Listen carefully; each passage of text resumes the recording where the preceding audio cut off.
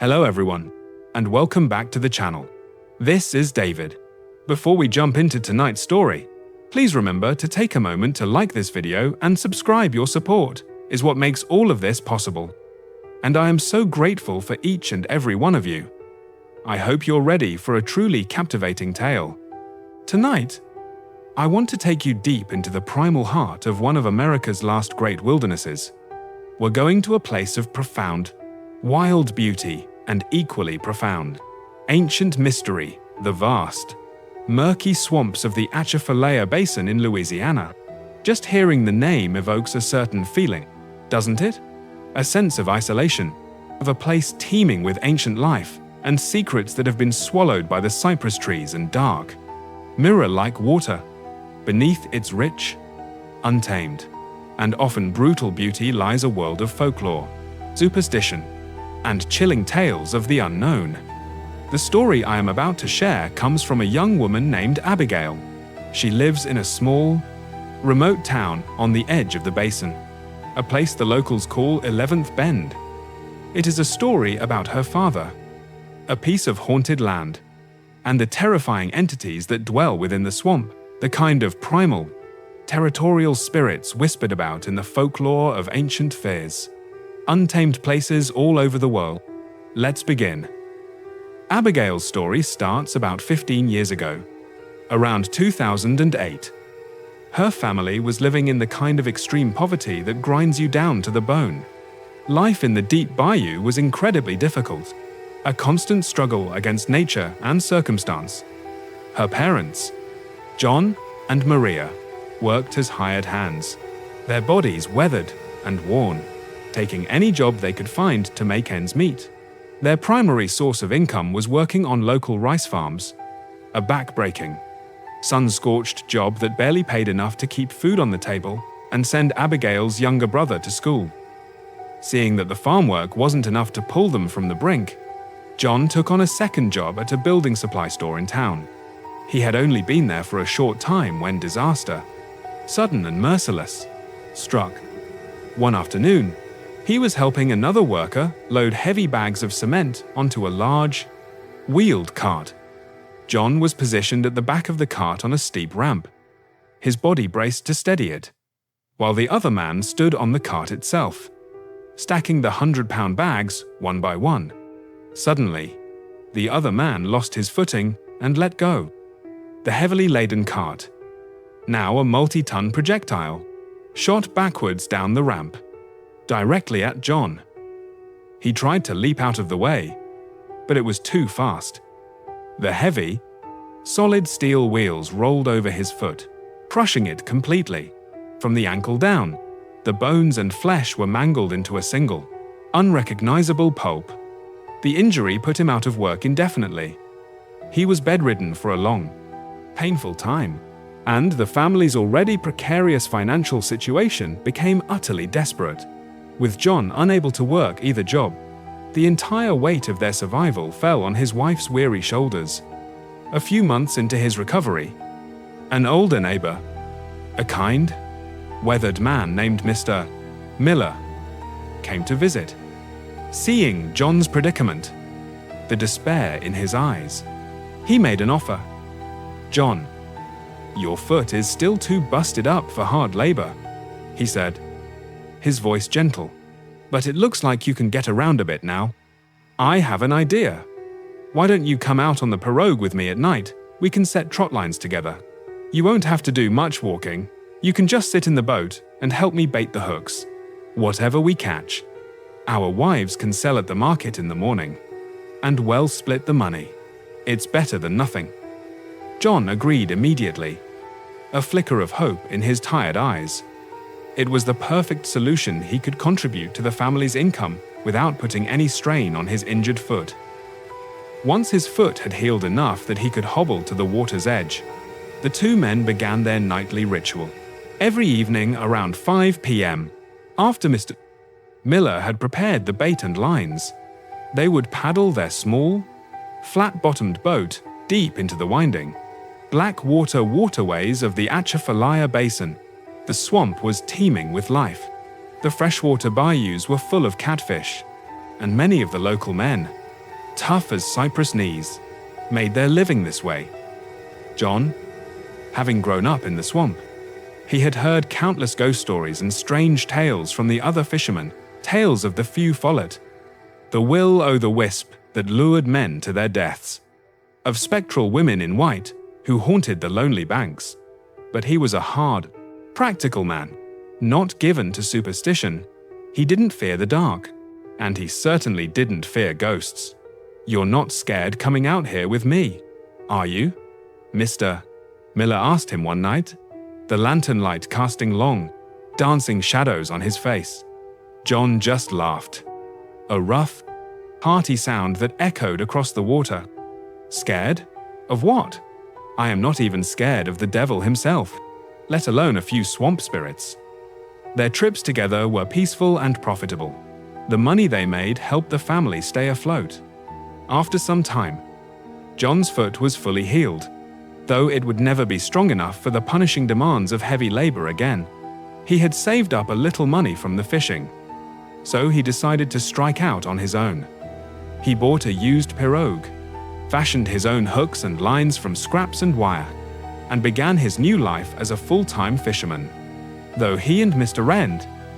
Miller no longer worked together, they often set out at the same time, their boats gliding alongside each other like old friends as they headed into the labyrinthine darkness of the swamp. One evening, as they were paddling through the still, black water, John noticed a large, secluded inlet off the main channel. It was overgrown with ancient cypress trees draped in thick curtains of Spanish moss, and it looked like a prime, untouched spot for catfish. He saw no other boats, no signs of other fishermen's lines. It was a secret, hidden place. "Hey, Miller," he called out. "How come nobody ever fishes in that spot over there? It looks perfect." Mr. Miller's friendly demeanor vanished. His face, illuminated by the bobbing lantern on his boat, became grim. He looked over at the dark, silent inlet with a deep-seated unease.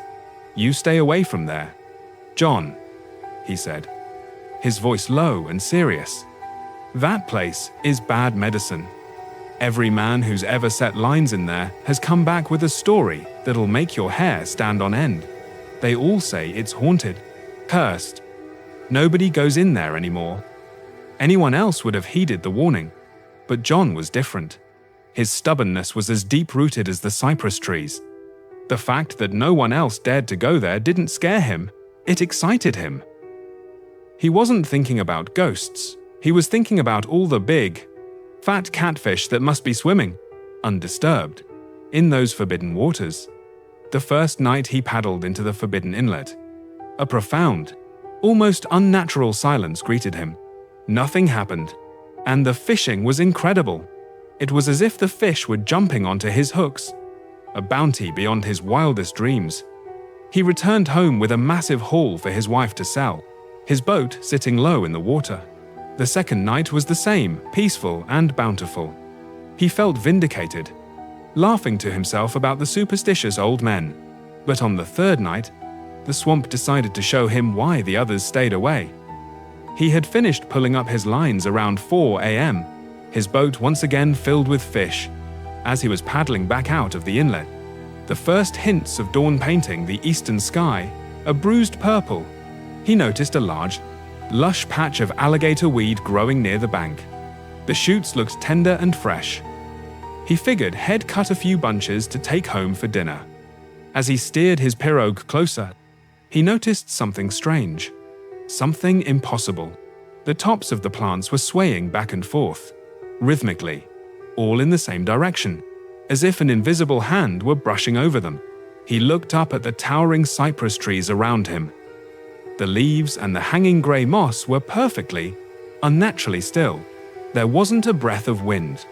So why were the plants moving as if caught in a gale? In that moment, a cold knot of dread formed in his gut. He knew.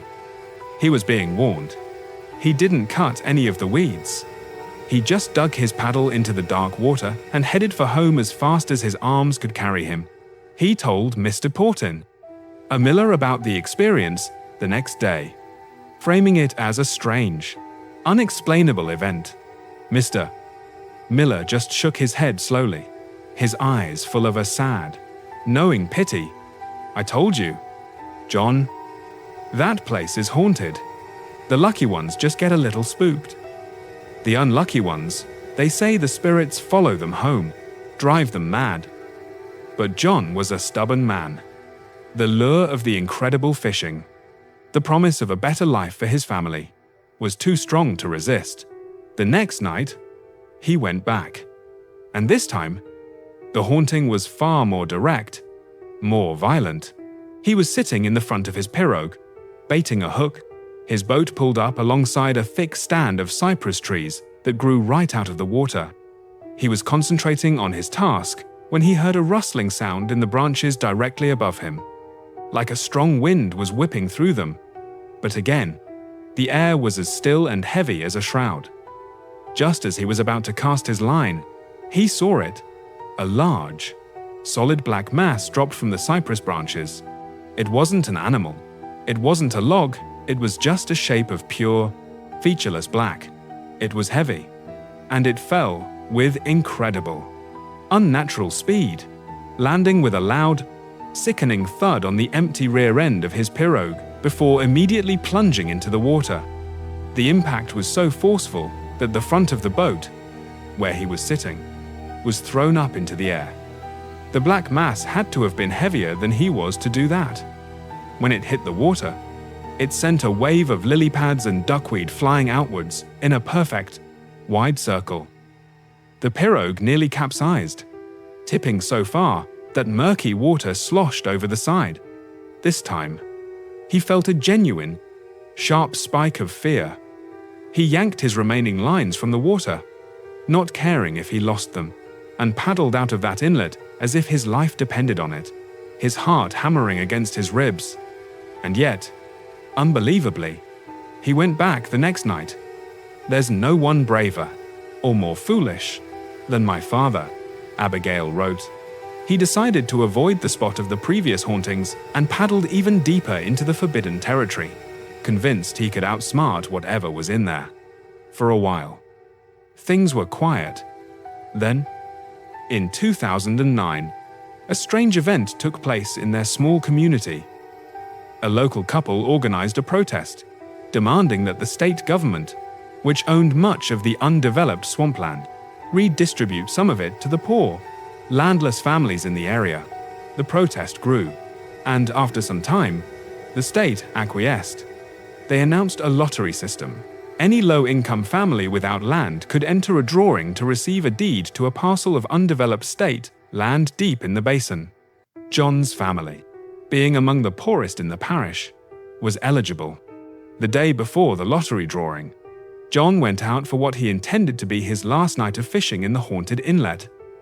As he sat in his boat, the beam of his headlamp cutting a nervous path through the oppressive darkness, he heard a rustling on the shore and saw a lone raccoon emerge from the brush. Then another, and another. Soon, there were dozens. Then 100. The entire stretch of shoreline was a teeming, writhing mass of raccoons, their eyes glowing like 1,000 tiny embers in the beam of his light. His first thought wasn't of fear, but of opportunity. He thought about telling Mr. Miller, and the two of them coming back to trap the animals for their valuable pelts. He was still mulling this over around 3 a.m., gathering his lines, when he heard a rustling sound from a dense thicket of banana trees on the bank. The broad leaves were shaking violently. Though there was no wind, he shined his light on them, and what he saw made his blood run cold. Perched precariously on one of the wide banana leaves was a little boy, no older than 6. He was wearing a simple, brown one-piece garment, and he was rocking back and forth, a wide, predatory, inhuman grin on his face. His eyes glowed with a malevolent, burning red light. John felt a primal, gut-wrenching terror grip him. This wasn't a ghost, he thought. This was a demon. He watched, paralyzed, as the creature crouched, its small body coiling like a snake. As if preparing to leap from the leaf and into his boat, John reacted without thinking. He grabbed the large, sharp machete he always kept in the boat and, with a surge of adrenaline, leaped onto the shore. He was terrified the creature would follow him, that it would possess him or drag his soul away into the swamp. So he raised the machete and started hacking at the banana tree, determined to destroy the thing's perch. If it appears while I am chopping, he thought, his mind a blur of panic, I'll chop it too. But by the time the tree fell with a wet, pulpy crash, the red-eyed boy was gone. John scrambled back into his pirogue and paddled for his life. He didn't slow down until he was miles away. Back on the main river channel, he was so shaken that he stopped at another fisherman's camp to calm his nerves, recounting the horrifying story to the wide-eyed men there. He didn't get home until after sunrise. His wife was frantic with worry. He told her what happened, his hands trembling so violently that the cigarette he was holding fell from his lips. "That's it, John," his wife said, her voice firm with fear. "You are never going back in there again. The old-timers are right. That place is evil." Later that day, still shaken, they went to the town hall for the land lottery. John reached into the box and pulled out a slip of paper. Lot number 43, in parcel 27. When they looked at the map to see which piece of land they had been given, John felt a cold, sickening dread wash over him. It was the same piece of land. The haunted inlet was now theirs. He didn't tell his wife at first, afraid she would refuse to even set foot on it. A few days later, they took their boat out to survey their new property. As they were about to leave that evening, a massive, healthy-looking tree on the shoreline suddenly uprooted itself with a sound like tearing flesh and crashed into the water with a deafening roar. The next day, when they returned, the tree was gone. There was no stump, no broken branches, no trace it had ever been there. Now, his wife was terrified too. She refused to go back. But John, stubborn and determined, was set on making a life for them there. Abigail, curious about the new land, begged to go with him, while John was clearing brush. Abigail wandered off and made a strange discovery, an old, white concrete foundation, hidden beneath the thick overgrowth. Near the foundation were 6 heavy wooden posts that had been sawed off at the base. It was clear that a house had once stood there, long ago. She suggested they build their new house on the existing foundation, but for some reason, John refused. He built a small, temporary fishing shack on a different part of the property, a place where he could stay overnight. He would spend his nights there alone, fishing, and then bring his catch back to his wife in the morning. One morning, he didn't show up. His wife grew worried. Around 11 a.m., a neighbor came rushing to their house. "It's John!" he yelled. "He's passed out in his shack. I think something's wrong." They found John unconscious in his hammock, his body contorted in a strange, seated position, his neck bent at an unnatural, horrifying angle. He was rushed to the hospital, where doctors diagnosed him with a simple but severe fever. But it was no ordinary fever. He would be perfectly lucid one moment, and the next, he would be struck by a raging, violent fever that rendered him unconscious. After a week in the hospital, a woman in the next bed, who had been watching John's strange episodes, approached his wife.